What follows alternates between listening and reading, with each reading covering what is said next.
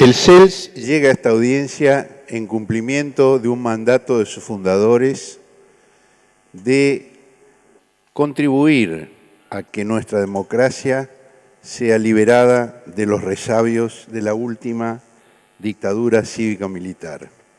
Así como defendemos la plena vigencia de esta ley, a cuya creación contribuimos desde la Coalición para una Radiodifusión Democrática, también hemos propiciado la depuración de este tribunal hace una década, la derogación del Código de Justicia Militar, la nulidad de la Ley de Obediencia Debida, la modificación de los tipos penales que restringían la libertad de expresión, el adesentamiento de los lugares de encierro. Lo hicimos en todos los casos antes que existiera el actual gobierno. Celebramos la iniciativa de esta Corte en favor de la transparencia y la participación, pero no coincidimos en la transformación del amicus curiae en un subordinado amicus partis.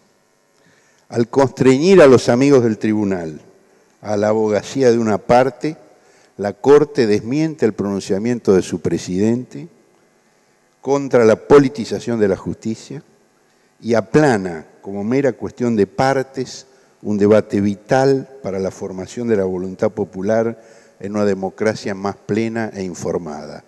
Además de las partes en este expediente, hay un país afuera. Además, una confusa redacción de la acordada que dispuso esta audiencia redunda en que puedan abogar como independientes algunos partisanos camuflados. Nos hemos amoldado a esta injusta restricción que polariza y empobrece los términos de discusión para no agravar la ya escandalosa dilación judicial que paralizó durante 4 años la ley elaborada con mayor participación social que se recuerde. No nos apartaremos del análisis técnico-jurídico. Por eso, los argumentos del CELS serán expuestos por el secretario de su comisión directiva, Damián Loretti, abogado y doctor en Ciencias de la Información por la Universidad Complutense de Madrid, a quien cedo la palabra. Muchas gracias. Gracias. Buenos días, excelentísima Corte. Vamos a hacer un análisis que estimamos cabe definir la constitucionalidad de la ley tanto desde una mirada basada en las reglas del artículo 14 y 32, con miras en la primera enmienda de la Constitución de Estados Unidos, cuanto en el derecho internacional de los derechos humanos. En ese plano, vamos a considerar que los principios y las declaraciones del sistema interamericano y de los relatores de libertad de expresión constriñen al funcionamiento del Estado argentino en las reglas que la propia Corte ha fijado en el reciente caso del ADC contra Estado Nacional, Berbisky o Carranza. La mención del principio 12 señala, del principio de libertad de expresión del sistema interamericano, señala que los monopolios y oligopolios en la propiedad y control de los medios de comunicación deben estar sujetos a leyes antimonopólicas por cuanto conspiran contra la democracia. También dicen que no debe estar fijado por, o mejor dicho, que solamente debe estar fijado por reglas generales, cosa que el principio es interpretado en el año 2004 por el relator Bertoni, cuando señala que no se impide la existencia de un marco regulatorio antimonopólico que incluya normas que garanticen la pluralidad, atendiendo la especial naturaleza de la libertad de expresión. Y dice, particularmente en cuanto a la asignación de frecuencias, y no solamente en relación a frecuencias. En el año 2001 y 2007, los relatores de libertad de expresión plantearon 2 declaraciones en relación a la regulación de la radiodifusión. Por razones de tiempo, porque ya lo hemos citado en el amicus, me voy a remitir solo una frase de la declaración del 2007. Dice, en reconocimiento de la particular importancia que la diversidad de los medios de comunicación tiene para la democracia, para prevenir, es decir, es una regulación ex ante, la concentración indebida de medios de comunicación o la propiedad cruzada de los mismos, ya sea horizontal o vertical, se deben dictar medidas especiales, incluyendo leyes antimonopólicas. Esto lo han dicho los relatores de libertad de expresión en el 2007. La relatora especial en el año 2009 dijo que la ley era un importante avance respecto a la situación preexistente en Argentina. El relator de libertad de expresión de Naciones Unidas en el año 2009 felicitó al Estado argentino en su informe a la Asamblea por la ley. En el marco de la mirada del principio 12, señala que los estados deben dictar leyes. La pregunta a realizar en marco del principio 12 es ¿a partir de cuándo deben tener vigencia estas leyes? Porque si se asumiera que las leyes antimonopólicas o de regulación de radiodifusión o servicios de comunicación audiovisual que mencionan los relatores no tuvieran vigencia sobre las licencias actuales, estaríamos previendo que los relatores plantean una norma sin aplicación concreta en el tiempo o cuando venzan licencias. Si fuéramos a esta hipótesis, en Argentina estaríamos hablando en algunos casos 2024 o 2027. Si así fuera, además, todos los años empiezan y vencen licencias. ¿Cuál sería el día cero? En función de eso, voy a acompañar algunas reglas sobre el caso. La Cámara Civil y Comercial Federal menciona como base de su resolución sobre todo dos fallos, Comcast y Turner Broadcasting. La apreciación sobre Comcast para nosotros es incorrecta, porque efectivamente dice o reenvía a que la regla del 30% del mercado del cable no es aplicable. Había habido 5 casos Comcast antes y establece que no es aplicable porque reducir al 30% del mercado del cable mirado desde 1992 no condecía con la cantidad de nuevos actores, empresas de televisión por satélite y sobre todo empresas que ofrecían video, en ese caso las telefónicas liberadas por la ley del 96, a hacer radiodifusión y a la inversa el cable a hacer triple play. La mención no reconoce, o la crítica en el caso de la Argentina no reconoce que incluso por resolución de la Cámara Civil, que por la Cámara Nacional de Contencioso Administrativo, sala 5 de un caso llamado ATBC, las incumbentes telefónicas no tienen acceso, ¿vale? Es decir, las barreras de acceso legales planteadas hoy hacen que la resolución Comcast no pueda ser mirada de modo analógico porque los hechos no lo permiten. El caso Turner Broadcasting que usa la Cámara es un caso basado pura y exclusivamente en temas de must carry, cosa que no está discutida en este caso, que tiene que ver con la obligación de pasar las señales locales que tienen las televisoras por cable. Dicho esto, también señalaría que a la hora de mirar este caso respecto de los hechos, también habría que mirar la cantidad de empresas y medios que se han cerrado a lo largo del proceso de concentración que ha habido en la Argentina, la cantidad de señales que no existen más y la cantidad de trabajadores que han perdido su trabajo o tuvieron que reinstalarse. En el caso Comcast, dice la Corte, en el caso del 2009, dice que lo que perdieron fue la capacidad de bloqueo en virtud de la aparición de nuevos operadores, de nuevas redes, de los servicios de televisión dados por las empresas de telefonía, tanto como la televisión por IP o las 500 señales disponibles, dice textualmente la Corte de Estados Unidos.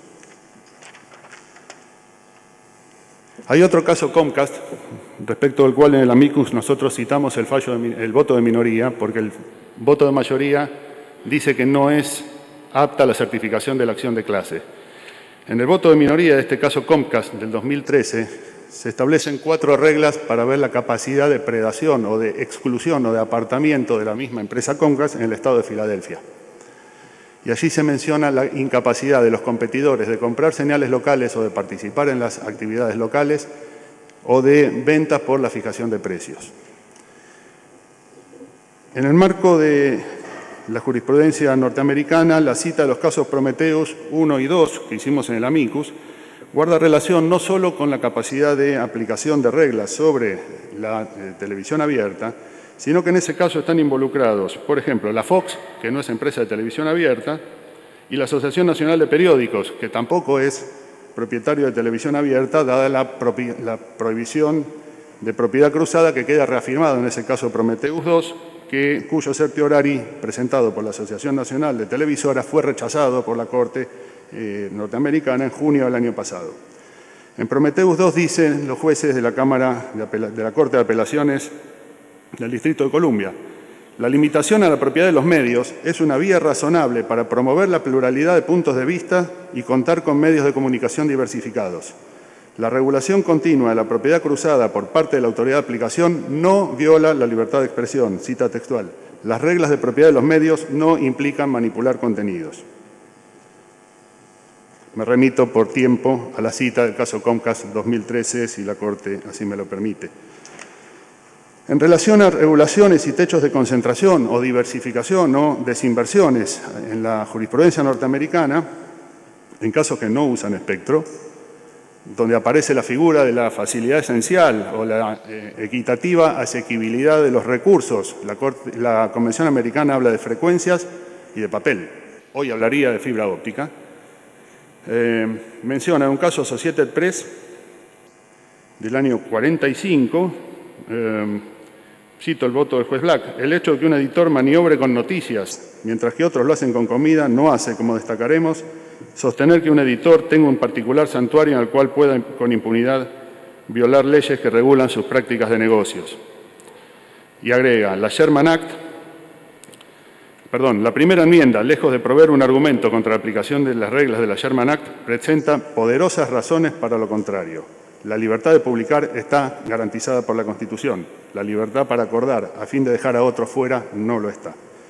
En 1969, en un caso Citizen Publishing, la Corte de Estados Unidos entendió violatoria las reglas de competencia, primero la operación conjunta y luego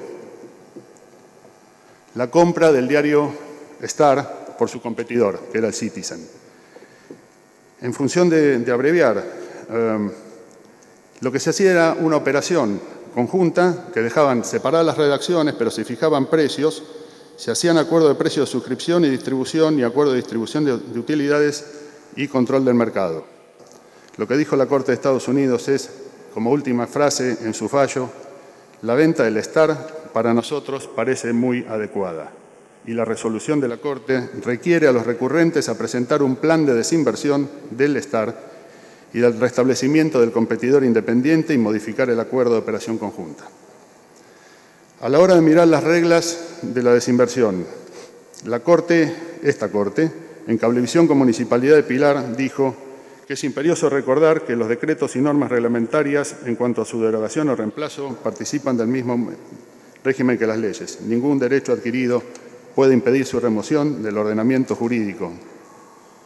Existen antecedentes de desinversión en la Argentina, inclusive en la vida de los medios de comunicación. Citaría Endesa, el proceso de desagregación de los paquetes accionarios de los acuerdos entre Fox, Pan American Sports y Torneos y Competencias en 6 meses.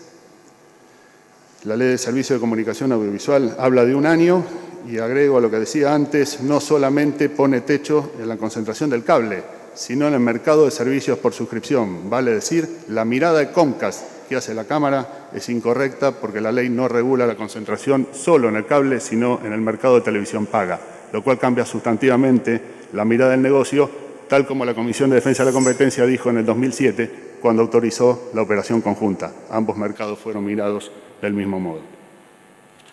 En el año 2008, el Programa Internacional de Desarrollo de las Comunicaciones de la UNESCO extendió su documento llamado Indicadores de Pluralismo en la Comunicación.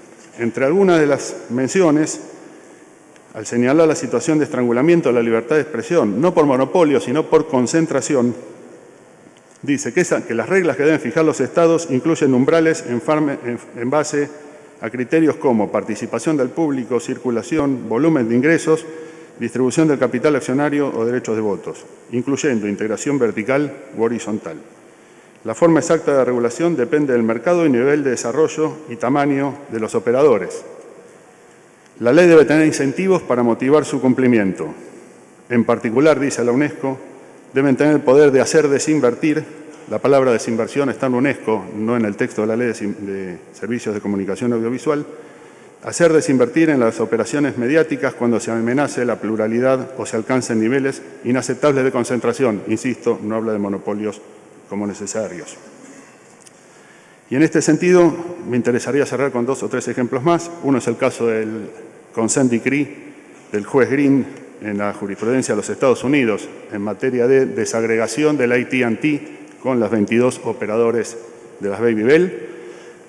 Y por último, respecto a la entrada en operatividad de la vigencia de reglas y órdenes, está el caso de Standard Oil, en el cual la Suprema Corte de Estados Unidos dijo que no solamente se fijaban reglas hacia el futuro, sino que se ordenaba modificar y sancionar lo que anteriormente estaba en infracción. Es decir, prohibir hacer en el futuro esos actos que hemos encontrado como violatorios de la ley. y el ejercicio de la medida de reparación que debe ser efectivamente disolver la combinación, extensión y fuerza de funcionamiento conjunto que la posesión del poder obtenido ilegalmente ha traído y seguirá trayendo. Muchas gracias.